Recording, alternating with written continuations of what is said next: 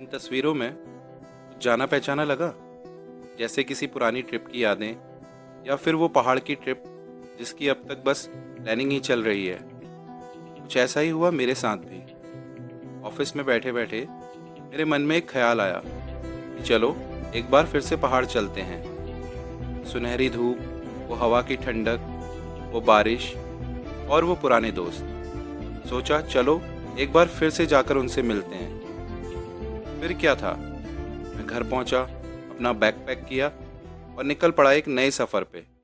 नमस्ते दोस्तों, मेरा नाम है Ravi and welcome to my YouTube channel travel, read and reflect. क्योंकि कहानियाँ सिर्फ किताबों में नहीं होती, वो छुपी होती हैं हर रास्ते में, हर चेहरे में और हर ख्याल में। सफ़र शुरू होते ही मैंने रैपिडो से एक ऑटो बुक किया और थोड़ी ही देर में पहुंच गया MG road metro station. MG road metro station से हम जाएंगे चांदनी चौक मेट्रो स्टेशन और इस सफ़र में लगभग 55 मिनट लगेंगे। मुझे मेट्रो में सफ़र करना काफ़ी पसंद है क्योंकि ये किफ़ायती और आरामदायक है।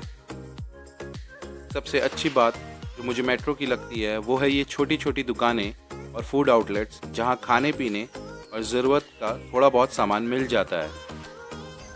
वैसे तो आमतौर पे इस मेट्रो स्टेशन पर लंबी लाइनें देखने को मिलती हैं, खासकर वीकेंड पर, लेकिन आज भीड़ थोड़ी कम है।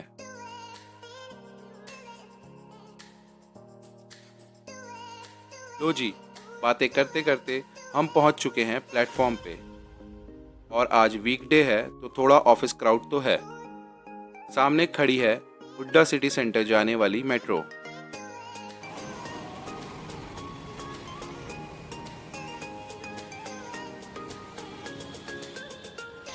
और अब आ गई हमारी मेट्रो भी, जिसका हमें बेसब्री से इंतज़ार था।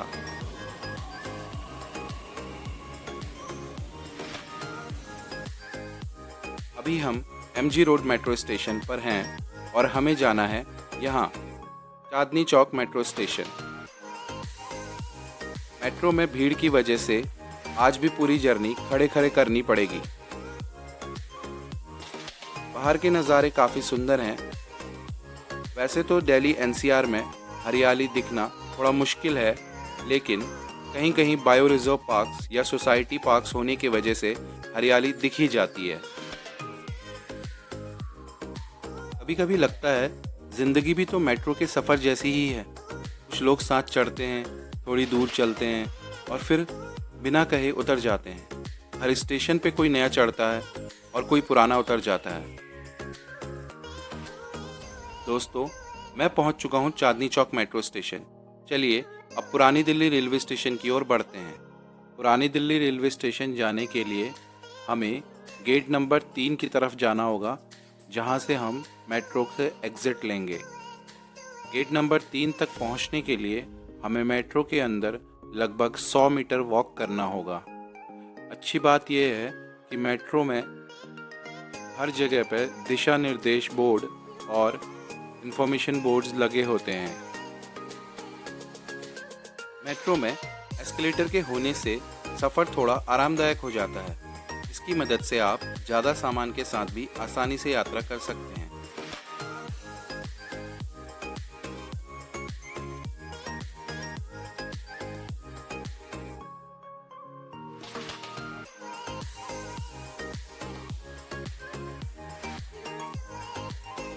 शाम के करीब 7:30 बज चुके हैं और बाहर अंधेरा हो गया है। चलिए अब रेलवे स्टेशन के अंदर चलते हैं।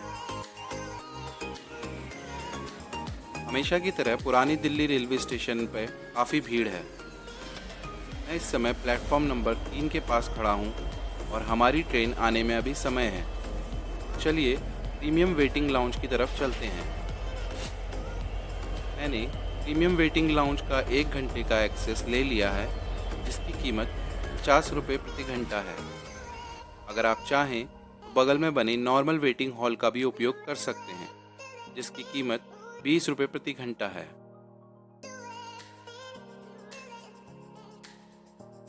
क्योंकि अब करीब 1 से 1.5 घंटे का इंतज़ार करना था, तो मैंने सोचा थोड़ा काम निपटा लिया जाए।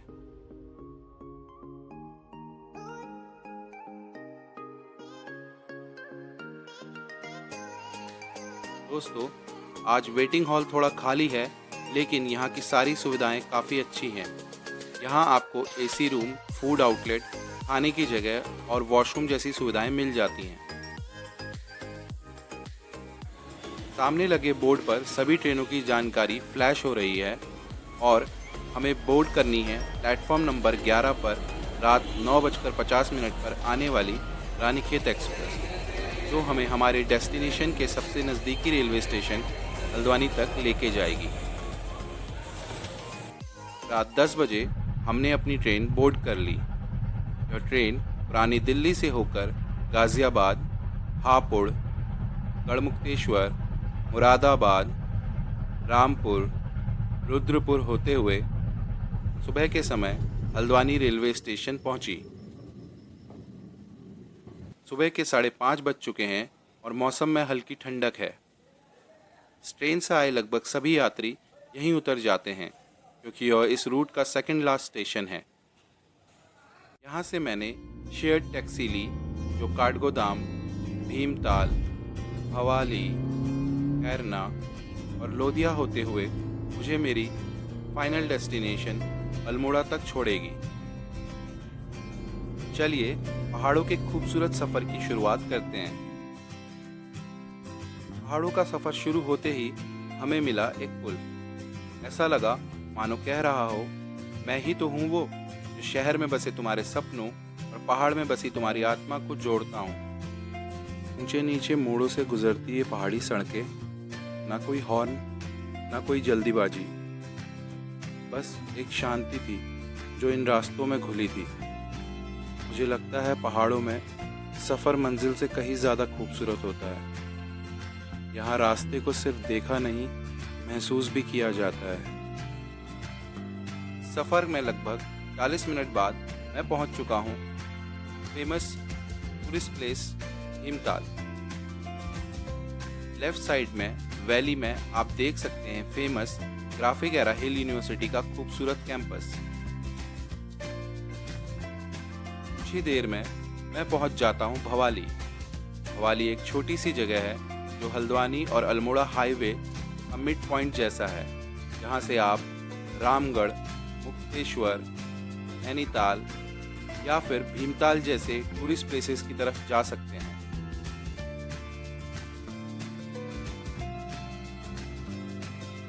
मैं अपना सफ़र यहाँ से अल्मोड़ा के लिए जारी रखता हूँ और कुछ समय बाद भवाली से अल्मोड़ा की तरफ कुछ किलोमीटर आगे लगभग 15 मिनट की दूरी तय करने के बाद मुझे दर्शन होते हैं नीम करौली बाबा के प्रसिद्ध कैंची धाम मंदिर के। यह एक विश्व प्रसिद्ध स्थल है और यहाँ हर रोज़ हजारों श्रद्धालु दर्शन के लिए आते हैं। अभी सुबह के 7:30 बज रहे हैं और यहाँ लगी भीड़ देखकर आप अंदाज़ा लगा सकते हैं कि दिन चढ़ते चढ़ते यहाँ कितनी ज़्यादा भीड़ होती होगी। कुछ किलोमीटर आगे जाने के बाद हमने छोटा सा ब्रेकफास्ट हॉल्ट लिया और ये वो वैगनार है जिसमें मैं सफ़र कर रहा हूँ। शेयर्ड टैक्सी का हल्द्वानी से अल्मोड़ा तक का किराया 400 रुपये प्रति व्यक्ति है, लेकिन बारिश या रोड ब्लॉक की स्थिति में यह बढ़कर 800 से 1000 रुपये प्रति व्यक्ति हो सकता है। आगे बढ़ते ही दिखता है खुला आसमान, सीधी सड़क, सड़क के साथ बहती ये नदी और दोनों तरफ फैले पहाड़, जैसे एक परफेक्ट वैली व्यू हो। अब हम पहुंच चुके हैं वारप और दोस्तों सामने हो रहा है लैंडस्लाइड, जिसकी वजह से ड्राइविंग काफ़ी रिस्की हो गई है। सरकार इसकी मरम्मत करने की कोशिश कर रही है, लेकिन यह इतना आसान भी नहीं है।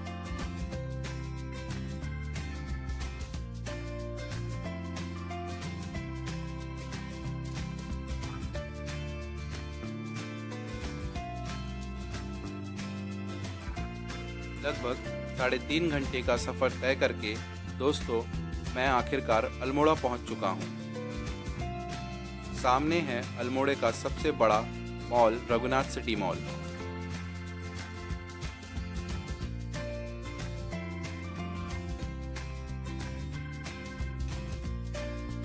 और ये रहा अल्मोड़े का स्टेडियम लेफ्ट साइड पे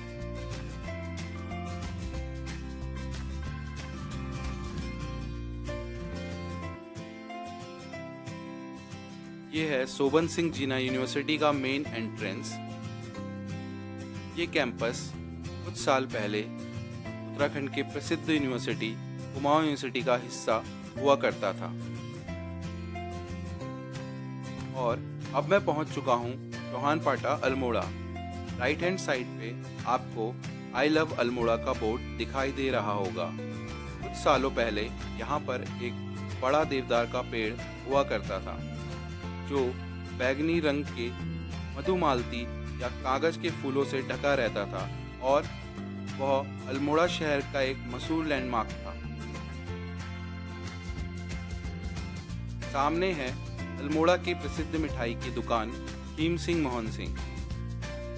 और अगर आप सिर्फ नाम पर नहीं जाते तो आप पप्पू स्वीट से भी अल्मोड़ा की मशहूर बाल मिठाई खरीद सकते हैं। और अब मैं आखिरकार अल्मोड़ा टैक्सी ड्रॉप पॉइंट पर पहुंच चुका हूं। यहां से मैं जाऊंगा अपनी बहन के घर जो कि सिमतोला इको पार्क के पास स्थित है, on the way to Kasar देवी।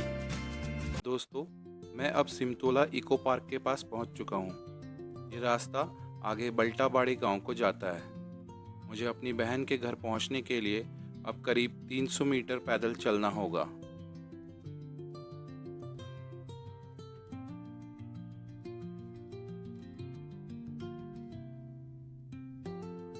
आगे कुछ औरतें गांव की ओर लौटती दिखी, सिर पर टोकरी, चेहरे पर थकान लेकिन आंखों में सुकून। कुछ ही देर बाद मुझे एहसास हुआ कि मैं उस रास्ते पर था जहां इंसानों से ज़्यादा पेड़ों की मौजूदगी महसूस होती है। देवदार के ऊंचे पेड़ और उनके बीच चलती एक शांत पगडंडी।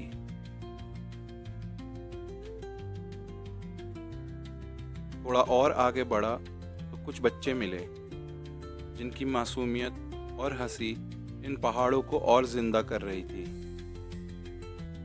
ऐसा लगा मानो वक्त थोड़ी देर के लिए थम गया हो।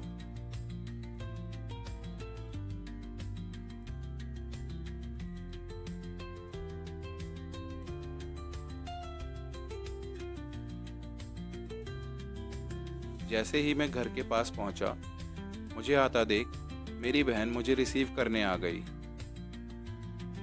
और फिलहाल वही ये वीडियो रिकॉर्ड कर रही है। उसके साथ आया टाइसन, उसका प्यारा डॉगी। थोड़ी देर में मेरी बहन के ससुर जी भी मुझे रिसीव करने आ गए।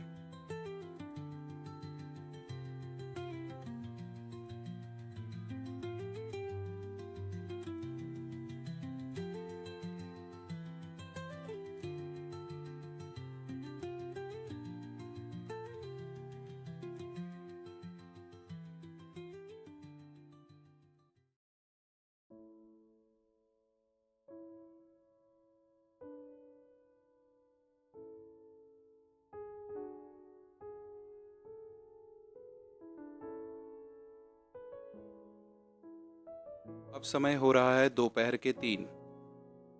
सुबह बहन के घर पहुंचते ही मैंने नाश्ता किया और दोपहर के खाने के बाद थोड़ा आराम किया।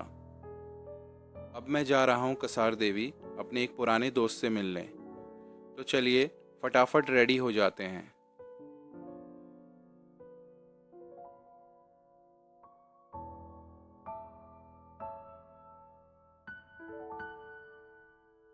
जिस दोस्त से आज मैं मिलने जा रहा हूँ उसे मैं कॉलेज के समय से जानता हूँ। हम दोनों ने कॉलेज का पहला साल साथ में पूरा किया था।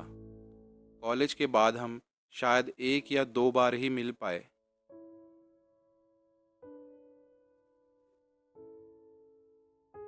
आज लगभग 8 साल बाद उससे मिलने जा रहा हूँ।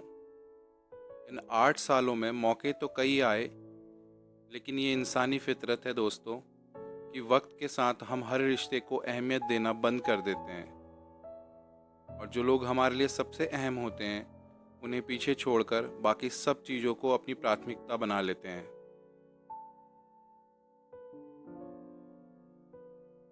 लेकिन कुछ साल पहले मैंने खुद से एक वादा किया कि मैं वही करने की कोशिश करूँगा जो मुझे सच में पसंद है और जो मैं उस पल में करना चाहता हूँ। और आज अपने दोस्त से मिलने के लिए मैं बेहद उत्साहित हूँ। कसार देवी में हमने हिमालयन हॉबिट हाउस में मिलने का प्लान किया, जो कि एक बेहद खूबसूरत कैफ़े है।